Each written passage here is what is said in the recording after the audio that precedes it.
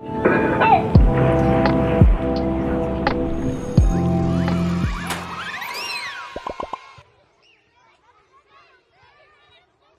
दोस्तों, स्वागत है आपका अपने YouTube चैनल बाबा श्रीकांत एकेडमी पर। हम लोग मैट्रिक्स के क्वेश्चन को सॉल्व कर रहे थे। उसी क्रम में आज दूसरा प्रैक्टिस सेट है मैट्रिक्स के क्वेश्चन का। आज का फर्स्ट क्वेश्चन है, कह रहा है यदि A is equal to matrix given है कि आइगन वैल्यू -1 और 7 है, तो A और B का मान क्या होगा, A और B का मूल्य क्या होगा। Eigen value is equal to trace of matrix के होता है। तो trace of matrix diagonal element के सम को ट्रेस ऑफ मैट्रिक्स बोलते हैं। 1 plus A is equal to -1 plus 7। तो 1 plus A is equal to 6, A is equal to 5। A की वैल्यू 5 हमको ऑप्शन नंबर डी में दिख रहा है। A की वैल्यू पुट करके मैट्रिक्स सॉल्व करेंगे, B की वैल्यू आ जाएगी। तो ऑप्शन नंबर डी इस क्वेश्चन का राइट आंसर होगा। यानी डायगोनल एलिमेंट को अगर हम ऐड कर लें तो उसको ट्रेस ऑफ मैट्रिक्स बोलते हैं। Trace of matrix eigen value के इक्वल होता है। नेक्स्ट क्वेश्चन है, A is equal to alpha 2 alpha and determinant A cube is equal to 125। तो अल्फा की वैल्यू क्या होगी, हमको अल्फा की वैल्यू फाइंड करना है। यहाँ पर A की वैल्यू मैट्रिक्स में गिवन है। डिटर्मिनेंट A क्यूब हमारे पास है 125। तो डिटर्मिनेंट A फाइंड कर लें। A is equal to alpha 2 alpha, cross multiply करेंगे तो determinant A is equal to alpha square -4। Determinant A की value alpha square -4 value put कर दें तो अल्फा स्क्वायर -4 का होल क्यूब, अल्फा स्क्वायर -4 का whole cube is equal to 125। तो alpha square -4 का whole cube is equal to 5 का cube, alpha square is equal to 9। तो अल्फा की वैल्यू +-3 होगी। Alpha is equal to +-3। Option number C इस question का right answer होगा, C for China. Next question है, डिटर्मिनेंट गिवन है, कह रहा है इसकी वैल्यू किसके बराबर होगी। अब यहाँ डिटर्मिनेंट में 43, 44, 45, 44, 45, 46, 45, 46, 46, यहीं लास्ट में अगर 47 होता यानी लगातार नंबर होते तो इस डिटर्मिनेंट की वैल्यू 0 हो जाती। अब यहाँ पर हमको सॉल्व करना पड़ेगा। सॉल्व करेंगे कैसे, रो ऑपरेशन कर लें ताकि विस्तार करने में आसानी हो, या कॉलम ऑपरेशन कर लें ताकि विस्तार आसानी से कर सकें। यहाँ पर हम R2 tense to R2 minus R1 कर लें और R3 tense to R3 minus R1 कर लें। तो जब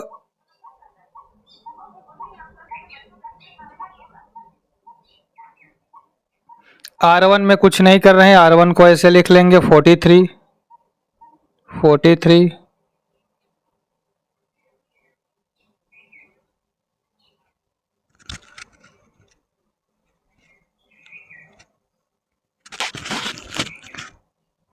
43, 44, 45, 44 माइनस 43 1, 45 माइनस 44 1 और 46 minus 45 1, 45 minus 43 2, 46 minus 44 2, 46 minus 45 1।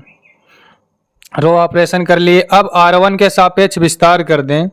R1 के सापेक्ष विस्तार करेंगे तो 43 1 माइनस 2 -1 माइनस का 43 और -44 और 1 माइनस 2 -44 -1 प्लस का 44 45 प्लस का 45 2 माइनस 2 प्लस 0, तो 43 माइनस में 44 प्लस में सॉल्व करेंगे, प्लस का 1 बचेगा। तो ऑप्शन नंबर सी इस क्वेश्चन का राइट आंसर होगा। आगे बढ़े नेक्स्ट क्वेश्चन पर।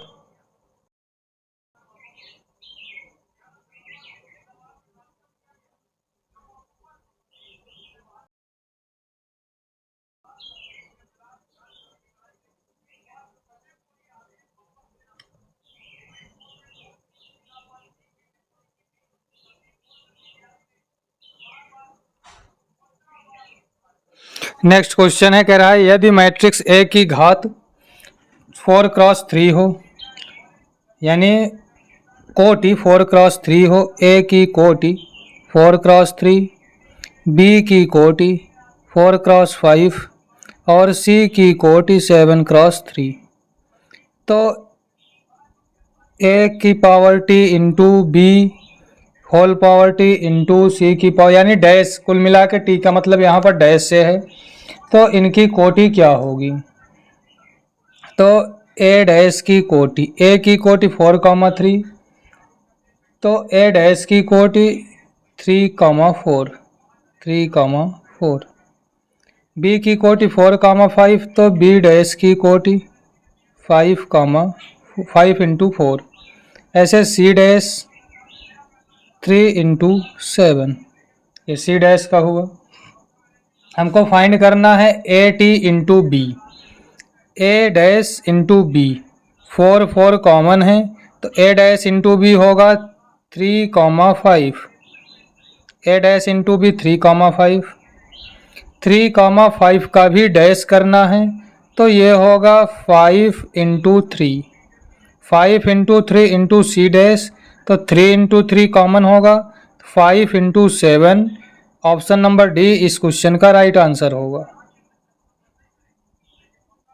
नेक्स्ट क्वेश्चन है, सारणिक गिवन है 219, 117, 345, 19, 9, 34, 7, 3, 5, सारणिक का मान क्या होगा। सारणिक में हम ऑपरेशन करें ताकि कुछ सिंपल हो सके, कहीं पर भी जीरो मिले, या डायरेक्ट विस्तार कर लें, डायरेक्ट एक्सपेंशन कर लें, R1 के सापेक्ष या C1 के सापेक्ष एक्सपेंशन कर लेंगे, तो हमको आंसर ऑप्शन नंबर डी मिल सकता है 2176। अगला क्वेश्चन है, कह रहा है समीकरण इसका हल क्या है। तो ऐसे क्वेश्चन को सॉल्व कर सकते हैं मैट्रिक्स की मदद से। करते कैसे हैं, हमको एक्स वाई जेड की वैल्यू फाइंड करना है, तो ए की वैल्यू लिख लें, बी की वैल्यू लिख लें और एक्स की वैल्यू लिख लें। यहाँ पर होता है A X is equal to B, A X is equal to B, या X is equal to A inverse B. X is equal to A inverse B से एक्स वाई जेड की वैल्यू फाइंड कर सकते हैं। X का coefficient, Y का coefficient, Z का coefficient, ये सब जो भी कोफिशिएंट इक्वेशन में हैं, यहाँ से ए की वैल्यू मिलती है। इज इक्वल टू के आगे जितना भी नंबर लिखा है इन वी की वैल्यू मिलती है। एक्स की value variable x Y z होते हैं। इसके लिए हमको ए से ए इनवर्स फाइंड करना पड़ेगा। ए इनवर्स फाइंड करते हैं एडजॉइंट ए अपॉन डिटर्मिनेंट ए से, एडजॉइंट ए अपॉन डिटर्मिनेंट ए से ए इनवर्स फाइंड करके बी में गुणा कर देंगे, मल्टीप्लाई कर देंगे, तो एक्स वाई जेड की वैल्यू हमको पता चल जाएगी।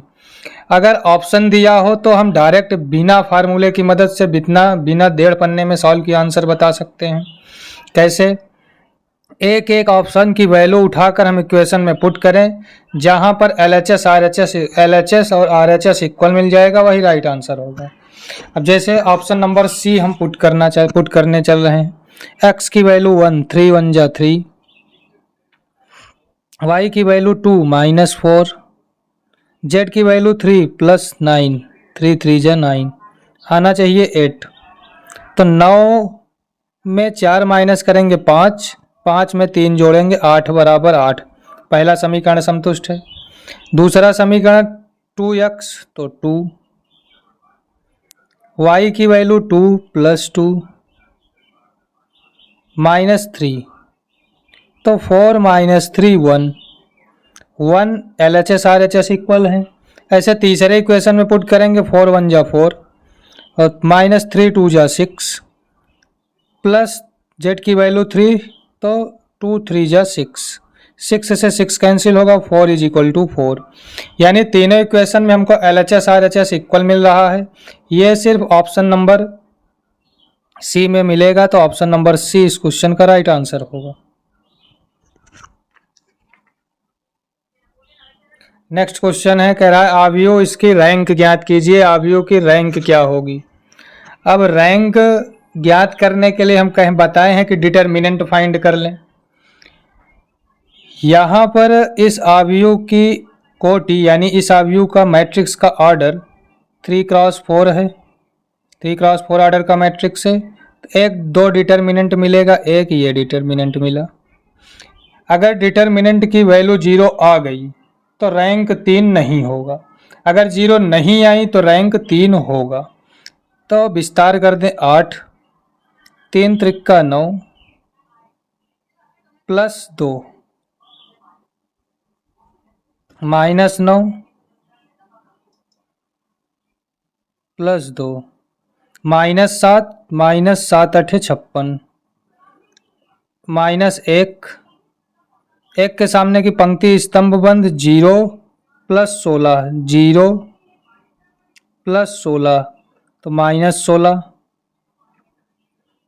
3 के सामने की पंक्ति स्तंभ बंद करेंगे तो 0 - 0 + 24 माइनस माइनस +24 तो प्लस का 24 मिलेगा।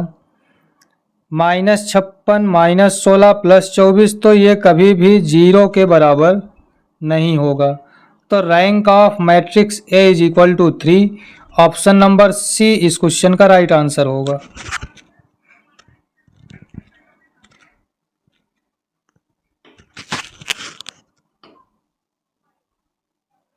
नेक्स्ट क्वेश्चन है, माना A = मैट्रिक्स हमको गिवन है तो एडजॉइंट A की वैल्यू क्या होगी। अगर 2x2 ऑर्डर का मैट्रिक्स हो तो मेन डायगोनल का स्थान परिवर्तन करते हैं। मेन डायगोनल में जो भी एलिमेंट हैं जैसे अल्फा डेल्टा, तो इनके स्थान को परिवर्तित कर देंगे। अल्फा के स्थान पर डेल्टा, डेल्टा के स्थान पर अल्फा। ऐसा हमको ऑप्शन नंबर सी में दिख रहा है, तो सी इस क्वेश्चन का राइट आंसर होगा। और सेकेंडरी डायगोनल के साइन को चेंज करते हैं, मेन डायगोनल के स्थान को चेंज करते हैं। सारणिक में x की वैल्यू क्या होगी। सारणिक में x का मान क्या होगा। सारणिक दिया गया है 3 + x 1 2 5 7 + x। अगर हम सॉल्व करें तो r1 tense to r1 -r3 एक ऑपरेशन कर सकते हैं, और r1 tense to r1 -r3 तो 3 + x -2 1 + x 5 - 5 0 2 - 3 - x 2 - 3 - x -1 - x 1 1 7 + x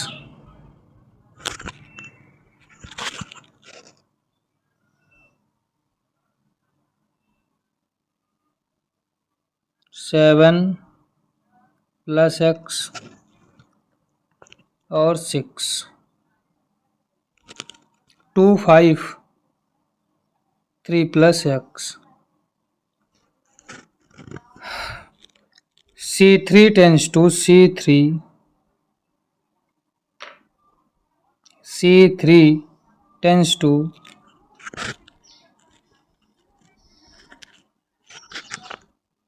C3 + C1 कर सकते हैं। C3 tends to C3 + C1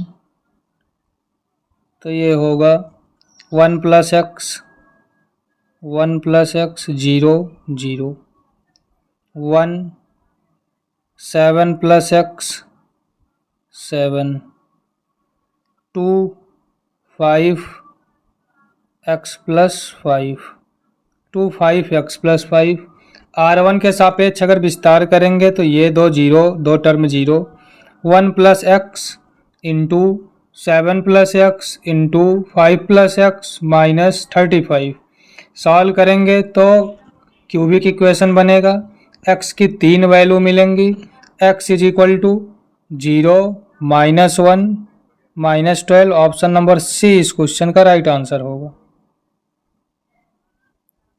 next question है, कह रहा है यदि एक n वर्ग आव्यूह A का सारणिक 3 है और आव्यूह A का एडज्वाइंट यानी n वर्ग आव्यूह का सारणिक 3 है, डिटर्मिनेंट A की वैल्यू 3 है और एडज्वाइंट A की वैल्यू डिटर्मिनेंट एडज्वाइंट A की वैल्यू 243 है, तब n का मान क्या होगा।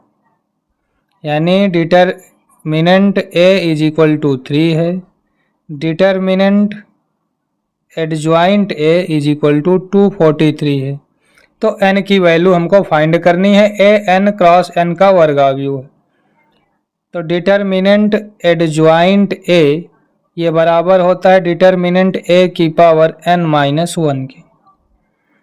इसकी वैल्यू गिवन है 243,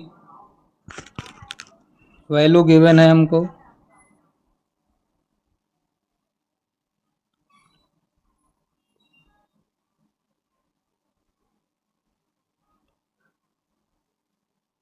टू 43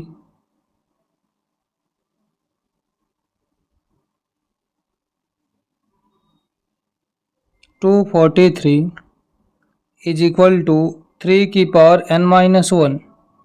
243 को लिख सकते हैं 3 की पावर 5 इज इक्वल टू 3 की पावर n-1। बेस सेम है तो n-1 is equal to 5, n is equal to 6। Option number D इस क्वेश्चन का राइट आंसर होगा। A α is equal to cos alpha sine alpha minus sine alpha cos alpha, तो कौन सा सही नहीं है, कौन सा कथन सही नहीं है। A α into A beta is equal to A beta A alpha, ये तो ठीक है। A अल्फा की power n is equal to A n alpha, A alpha का dash is equal to A inverse, into में मल्टीप्लाई भी plus भी, ये ऑप्शन नंबर बी गलत है, ये नहीं हो सकता।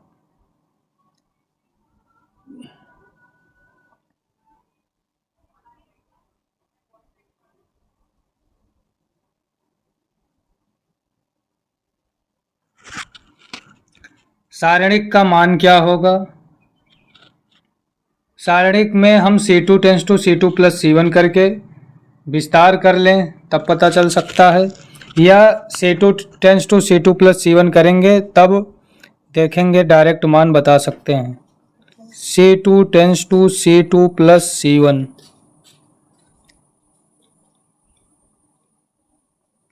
Sign square x cos square x -10 sine square x + cos square x 1 sine square x + cos square x 1 12 - 10 2। जो हमको C2 मिला है C3 पहले से वही दिया है 1 1 2। किसी भी सारणिक में कोई भी दो पंक्ति या दो स्तंभ अगर समान हो जाएं तो उस सारणिक का मान 0 होता है। ऑप्शन नंबर ए इस क्वेश्चन का राइट आंसर होगा। यहाँ पर हमको ऑर्डर फाइंड करना है, कोटि फाइंड करनी है।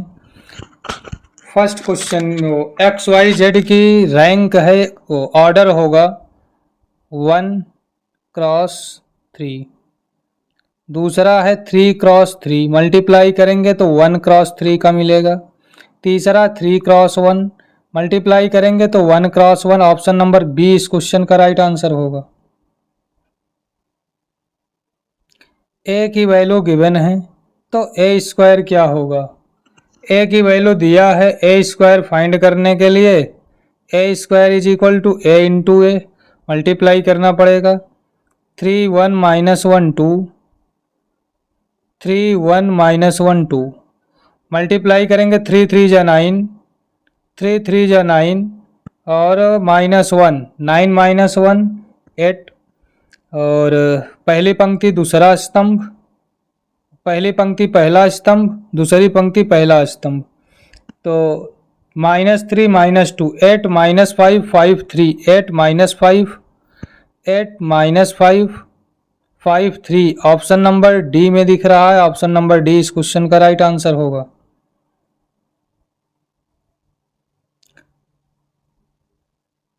नेक्स्ट क्वेश्चन है, हम ए दिया गया है, ए इनवर्स फाइंड करना है। तो A inverse is equal to adjoint A upon determinant A. Determinant A find करेंगे तो 5 1 जा 5 -6 -1। एडजॉइंट में स्थान परिवर्तन, चिन्ह परिवर्तन, स्थान परिवर्तन और चिन्ह परिवर्तन।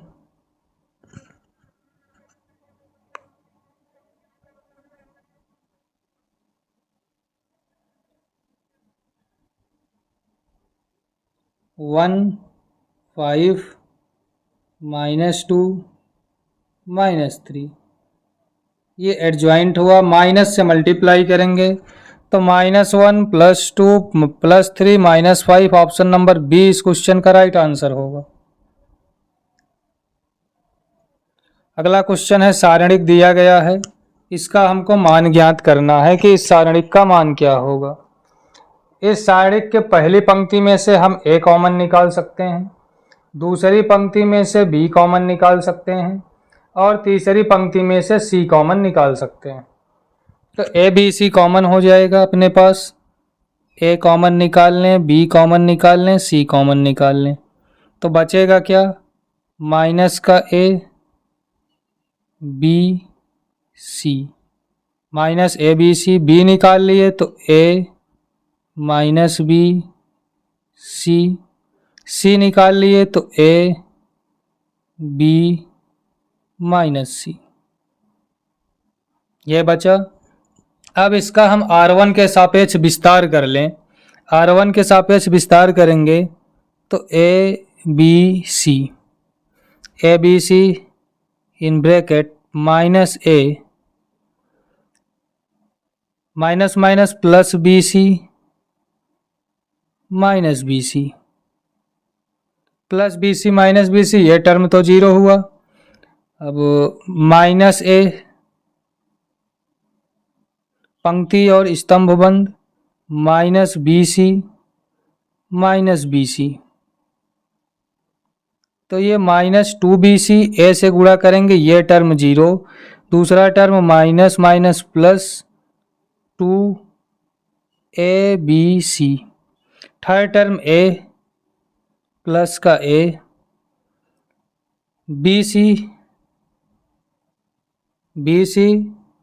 माइनस माइनस प्लस BC, तो प्लस का 2BC मल्टीप्लाई करेंगे ए से 2ABC, 2ABC प्लस 2ABC, तो ABC into 4ABC, ABC into 4ABC, ये होगा 4A² B² C²। Option number C इस क्वेश्चन का राइट आंसर होगा। नेक्स्ट क्वेश्चन, यदि x + 2 2 2 2 2 x + 2 2 2 x + 2 = 0, तो समीकरण में x का मान क्या होगा। इस क्वेश्चन का डायरेक्ट x के सापेक्ष विस्तार करें। डायरेक्ट विस्तार करने पर क्यूबिक इक्वेशन मिलेगा। क्यूबिक इक्वेशन मिलने पर हमको सॉल्व करना पड़ेगा, x की 3 वैल्यू आएंगी। अब वैल्यू x की हो क्या सकती है, या तो हम बाई ऑप्शन करें, थोड़ा जल्दी हो सकता है। पहले हम 0 रख के चेक कर लें, क्योंकि 0 सभी ऑप्शन में है, या ऐसा रखें, ऐसा नंबर जो कम ऑप्शन में हो, जैसे -1 और -6 दो ऑप्शन में है, तो -1 रख के चेक करेंगे। तो -1 + 2 1 2 2 2 1 2 2 2 1, क्या इसकी वैल्यू 0 हो सकती है। इसमें कोई भी दो पंक्ति दो स्तंभ समान नहीं दिख रहे हैं, तो 0 बनना थोड़ा मुश्किल है, लेकिन विस्तार करके चेक कर लें। 1 1 -4 प्लस का 2 पंक्ति स्तंभ बंद, 2 - का 4 2 - का 4, प्लस 2, 4 माइनस 2, 4 माइनस 2 यानी -3 -4 प्लस 4, -4 प्लस 4 कैंसिल हुआ -3, यानी ये 0 के बराबर नहीं आ रहा है, हमको 0 के बराबर चाहिए। तो -1 हो नहीं सकता, ऑप्शन बी हो नहीं सकता। 0 चेक कर लें, 0 जैसे पुट करेंगे तो 2 2 2 2 2 2, पंक्ति और स्तंभ सेम मिल रहा है तो 0 हो सकता है। 0 तीनों ऑप्शन में है, तीनों हो सकता है। अब हम या तो -2 चेक करें या -6 चेक कर लें।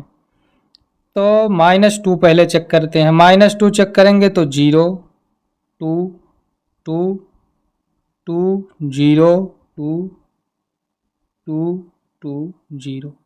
अब विस्तार कर लें तो 0 माइनस का 2, पंक्ति स्तंभ बंध 0 -4, 0 -4 प्लस का 2, पंक्ति और स्तंभ बंध तो 4 -0, तो माइनस माइनस प्लस का 8 प्लस 8 ये 16 हुआ। यानी x बराबर -2 रखने पर भी 0 नहीं मिल रहा है, 1 रखने पर भी नहीं मिल रहा है, तो -2 हो नहीं सकता। यानी ना ऑप्शन ए होगा ना बी होगा ना तो सी होगा। बचा क्या डी, तो ऑप्शन नंबर डी इस क्वेश्चन का राइट आंसर होगा।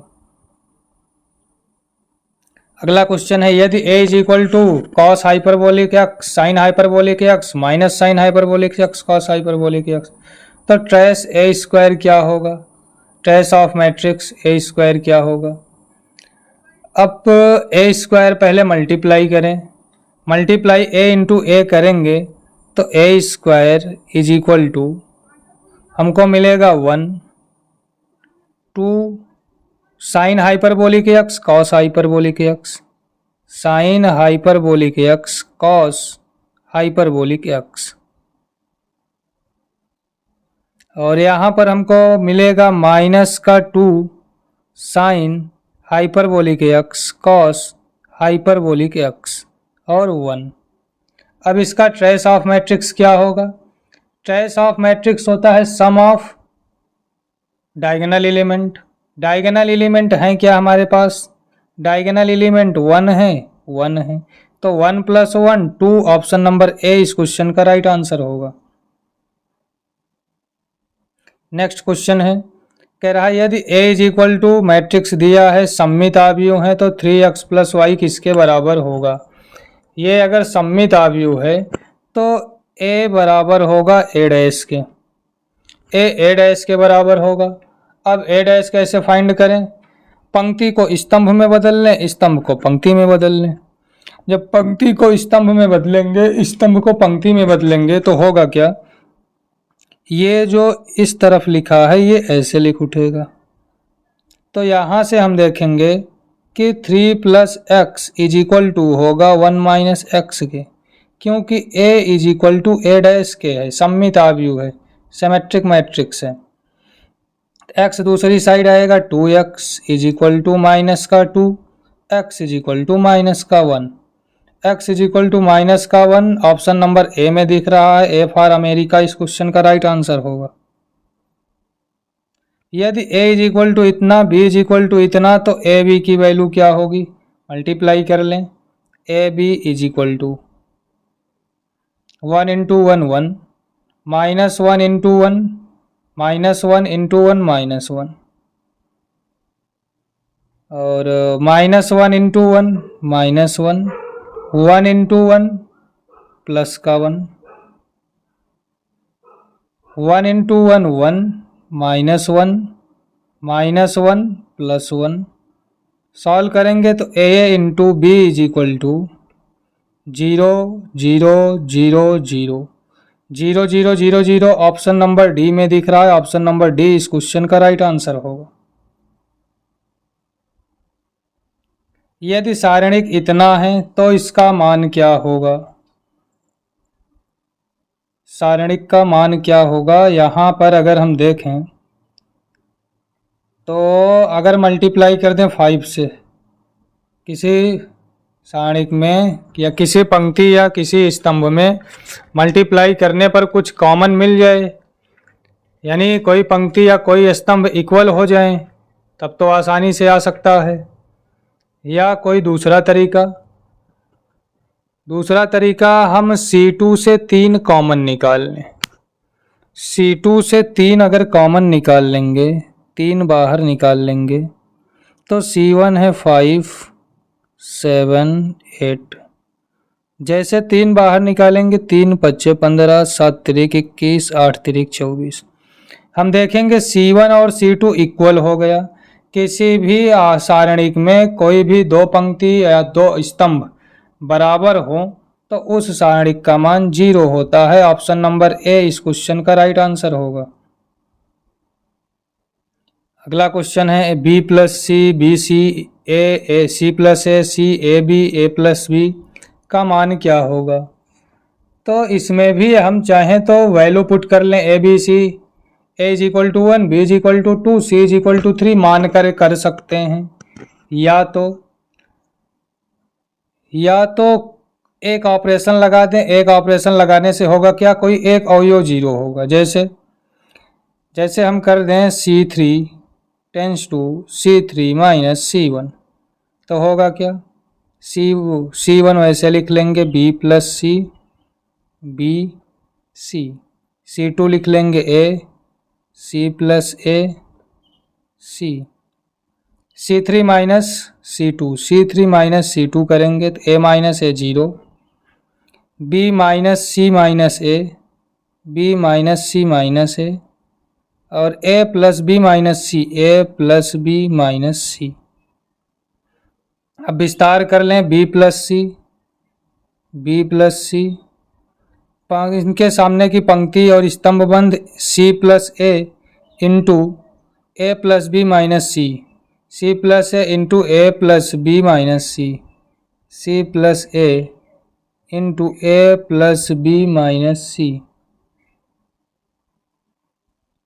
माइनस का A के सामने की पंक्ति और स्तंभ बंद कर लेंगे तो B into A plus B minus C, B into A plus B minus C और C into B minus C minus A।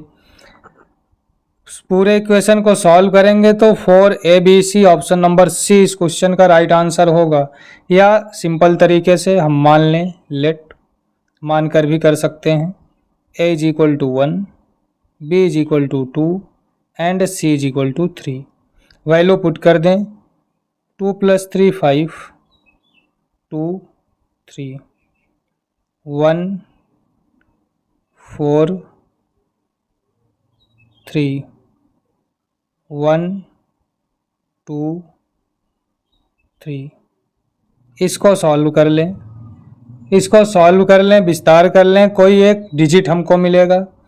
जो भी डिजिट मिले उस डिजिट को फैक्टराइज कर लें। जैसे मान लो 24 26 कुछ भी मिला उसको फैक्टराइज कर लेंगे। फैक्टराइज करने के बाद जहाँ 1 मिलेगा वहाँ A पुट करेंगे, जहाँ 2 मिलेगा B पुट कर दें, जहाँ 3 मिलेगा C पुट कर देंगे, तब भी आंसर आ सकता है। अगला क्वेश्चन है 11 12 13 14 15। अगर लगातार नंबर हों, जैसे 11 12 13 12 13 14 13 14 15, या जो पंक्ति में लिखा है वही स्तंभ में लिखा हो। पहली पंक्ति 11 12 13, पहला स्तंभ 11 12 13, दूसरी पंक्ति 12 13 14, दूसरा स्तंभ 12 13 14, तीसरी पंक्ति 13 14 15, तीसरा स्तंभ 13 14 15, यानी पंक्ति और स्तंभ समान हो और क्रमागत हो तो ऐसे प्रश्न का उत्तर हमेशा 0 होता है। तो ऑप्शन नंबर बी इस क्वेश्चन का राइट आंसर होगा। नेक्स्ट क्वेश्चन है, कह रहा है अवयव सारणिक A B is equal to A C. तब हम निष्कर्ष निकाल सकते हैं कि B बराबर सी। B बराबर सी कब होगा? अवयव का समीकरण है A B is equal to A C. अवयव का समीकरण है A B is equal to A C. दोनों पक्षों में हम ए इनवर्स से गुणा कर दें तो A inverse A B is equal to A inverse A C A inverse identity matrix I B के होता है, I B is equal to I C, I से आई कैंसिल होगा, B is equal to C होगा। B is equal to C आव्यूह समीकरण अर्थात A B is equal to A C से तभी प्राप्त हो सकता है जब आव्यूह ए का व्युत्क्रम ए इनवर्स अस्तित्व में हो। और ए इनवर्स अस्तित्व में कब होता है? ए इनवर्स अस्तित्व में कब होगा? जब डिटर्मिनेंट ए की value not is equal to zero हो। तो डिटर्मिनेंट ए की value not is equal to zero option number B में लिखा है, तो बी फॉर बांग्लादेश इसका राइट आंसर होगा। यदि आव्यूह इतना दिया गया है तो ए स्क्वायर कौन सा आव्यूह होगा? आव्यूह यहाँ पर जो दिया गया है, अब इसमें ये कौन सा आव्यूह है ये तो हमको नहीं मालूम कि नील पोटेंट है कि आइडल पोटेंट है कि अदिश है, तो ए स्क्वायर इनमें से कोई नहीं होगा, option number D. The trace of A where A is equal to, हमको ट्रेस बताना है, अनुरेख बताना है, ए दिया गया है, तो sum of principal diagonal element 6 + 4 10, 10 + 2 12, option number B इस क्वेश्चन का राइट आंसर होगा 12। एक्स वाई जेड की वैल्यू फाइंड करनी है, तो ये अभी हम पढ़ के आए थे कि x is equal to A inverse B. यहाँ पर ये जो फर्स्ट मैट्रिक्स दिया है ये a की वैल्यू है, ये एक्स वाई जेड एक्स की वैल्यू है, ये 962 ये b की वैल्यू है। इसको हम इक्वेशन फॉर्म में चेंज कर लें तो ये होगा 2x minus Y plus 3z is equal to 9, और x plus Y plus Z is equal to 6, x plus Y plus Z is equal to 6, और x minus Y plus Z is equal to 2। अब एक एक option की value उठा के put कर लें। वैल्यू जैसे पुट कर लेंगे, जिस ऑप्शन से तीनों का मान, तीनों समीकरण का मान बराबर मिल जाएगा वही ऑप्शन हमारा राइट आंसर होगा। तो option number A X is equal to 1, Y is equal to 2, Z is equal to 3 जैसे ही पुट करेंगे 962 तीनों समीकरण को सेटिस्फाई करेगा, तो ऑप्शन नंबर ए इस क्वेश्चन का राइट आंसर होगा। ये आज के लिए इतना ही रखते हैं। अगर वीडियो अच्छी लगी हो, क्वेश्चन समझ में आया हो, तो चैनल को, वीडियो को ज़्यादा से ज़्यादा लाइक करें और चैनल को सब्सक्राइब ज़रूर कर लें और अपने दोस्तों से भी सब्सक्राइब करवाएं। आज लिखने में थोड़ा समस्या हुई है, पेन चल नहीं रहा था, तो उसके लिए क्षमा करिएगा। धन्यवाद, आपका दिन